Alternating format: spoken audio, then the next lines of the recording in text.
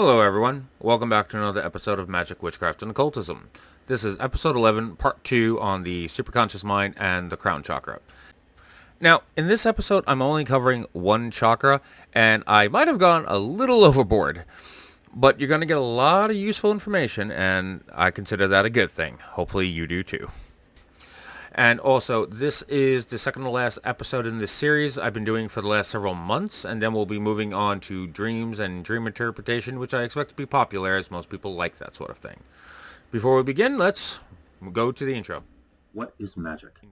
Magic is the hidden knowledge of the ages, just waiting to be discovered by those of us willing to dedicate decades of our lives to unlocking these ancient secrets. Let the lessons begin. Alright.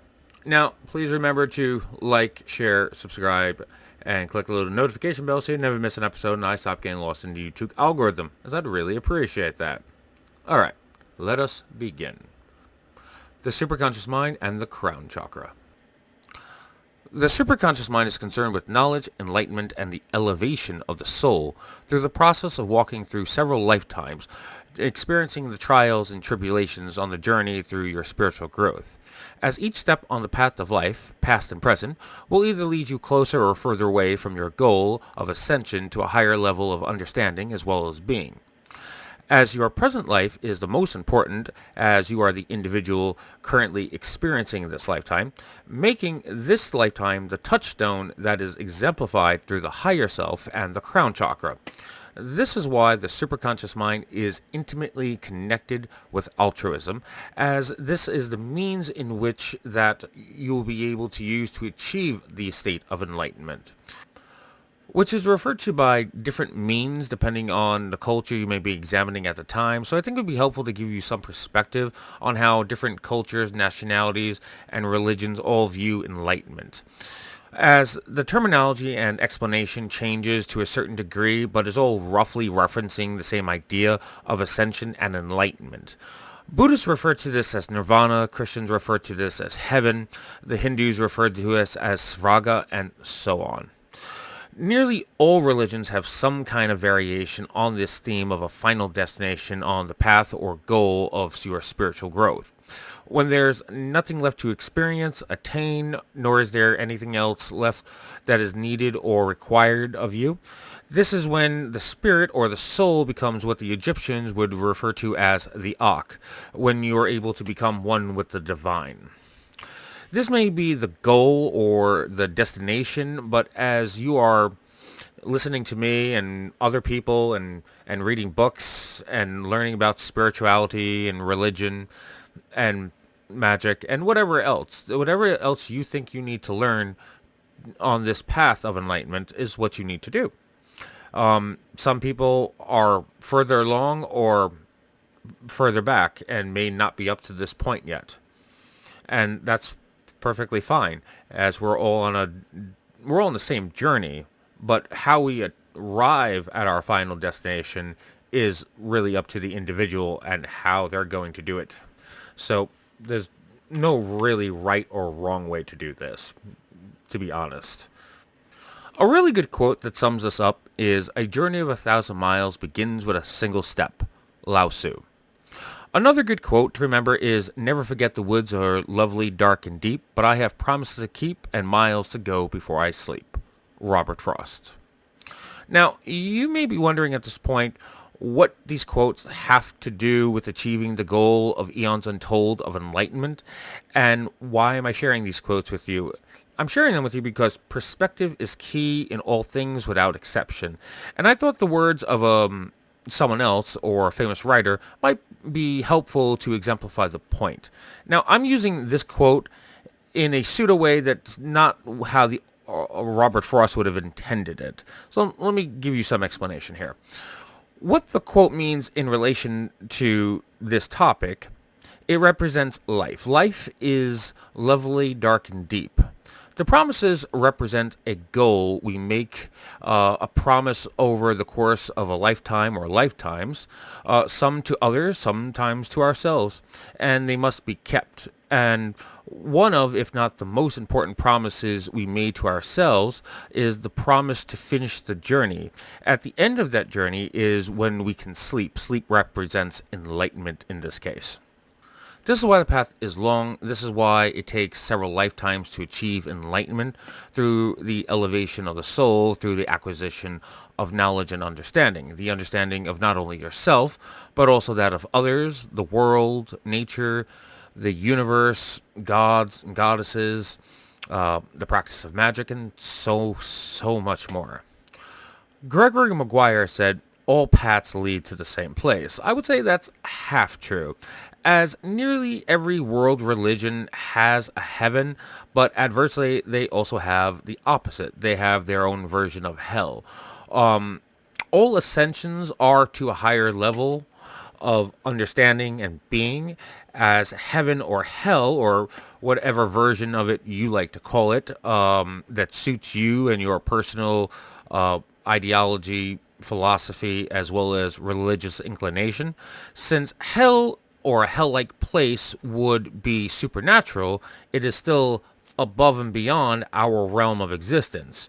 So choose wisely on your path of several lifetimes, but this is only one philosophy of many.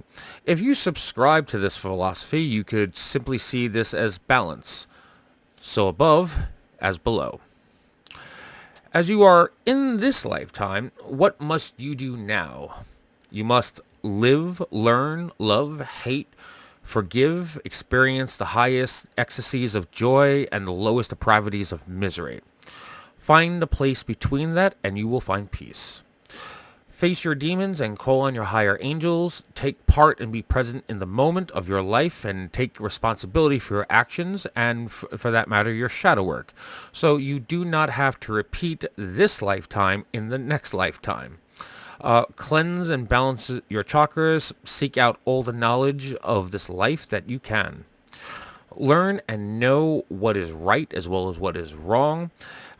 We're all teachers to a certain degree. Some teach us what to do, while others teach us what not to do. Learn from everyone equal measure, from the highest and wisest man or woman of the land.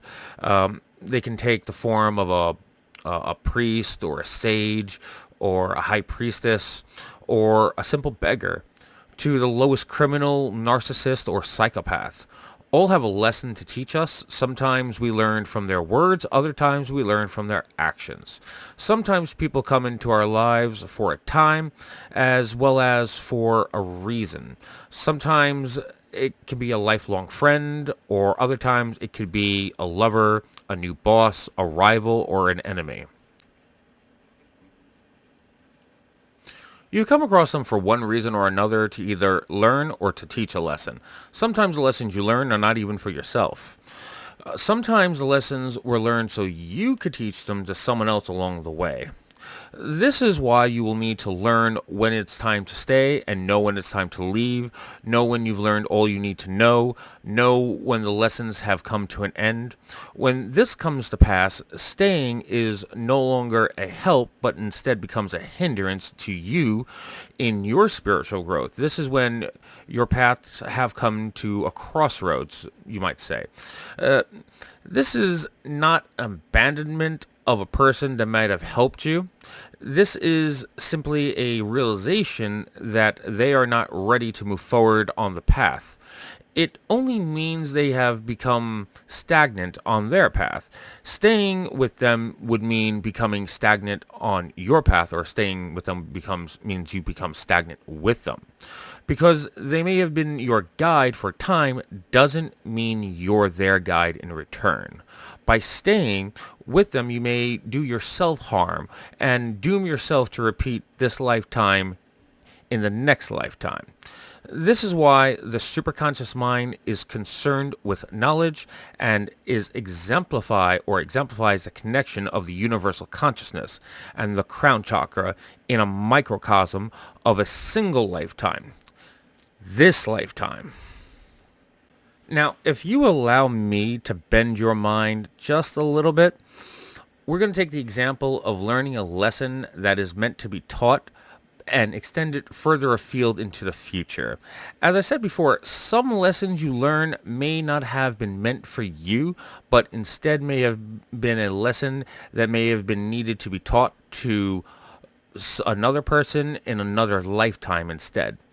The lesson may needed to be taught to someone in your own lineage so far down the stream of time that you're not able to understand the reason why this lesson came to pass.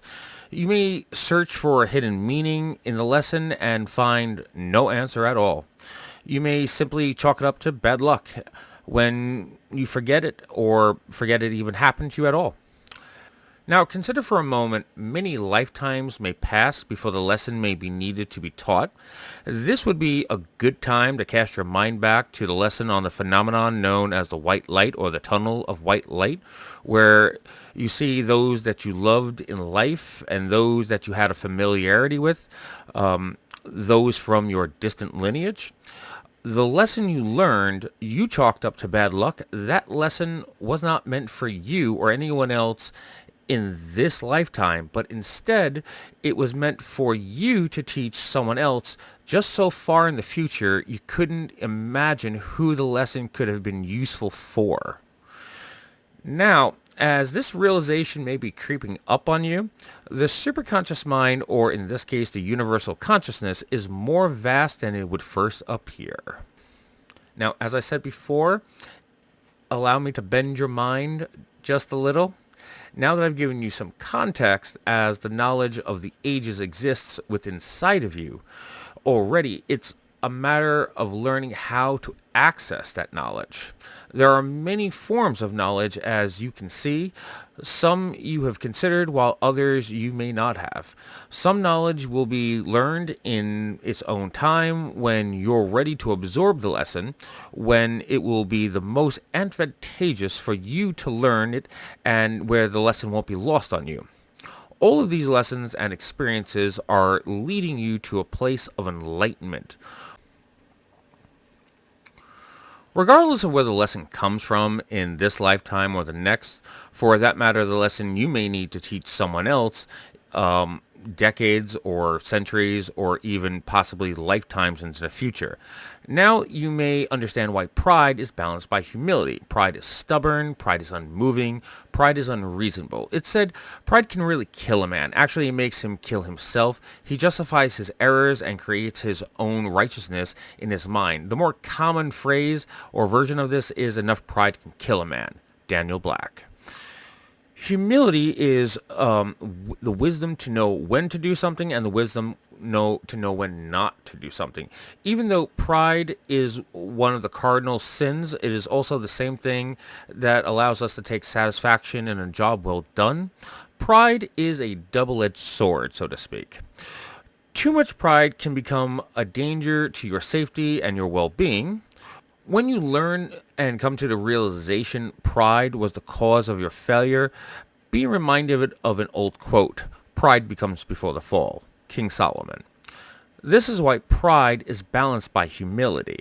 This is why the crown chakra is concerned with wisdom and cosmic knowledge and is blocked by the ego. Another way of saying the ego would be saying pride.